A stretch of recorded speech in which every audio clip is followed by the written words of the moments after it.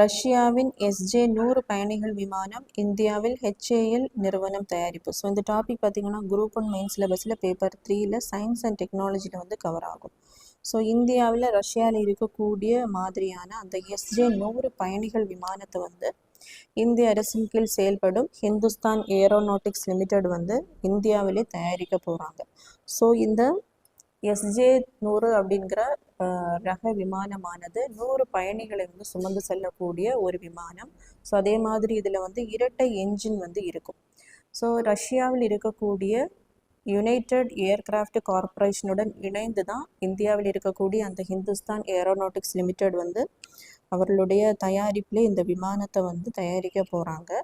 So இது எந்த திட்டத்தின் கீழ் அப்படின்னா 2017 உடான் திட்டம் வந்து கொண்டிருப்பாங்க. அதாவது சாதாரண மக்களும் பொருளாதாரத்தில் மிகவும் நலிவடைந்த மக்களும் விமானத்தில் வந்து பயணம் மேற்கொள்ளக்கூடிய அந்த கனவை வந்து நனவாக்கக்கூடிய ஒரு ஸ்கீம் தான் உடான் ஸ்கீம்.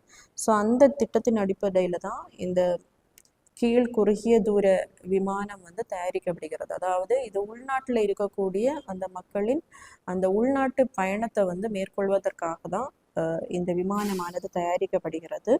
ஸோ 1961 முதல் 1988 ஆண்டு வரை ஏவ்ரோ HS-748 அப்படிங்கிற விமானங்களை மட்டும்தான் ஹிந்துஸ்தான் ஏரோநாட்டிக்ஸ் லிமிடெட் வந்து முழுமையாக இந்தியாவில் வந்து தயாரிச்சுட்டு இருந்தது.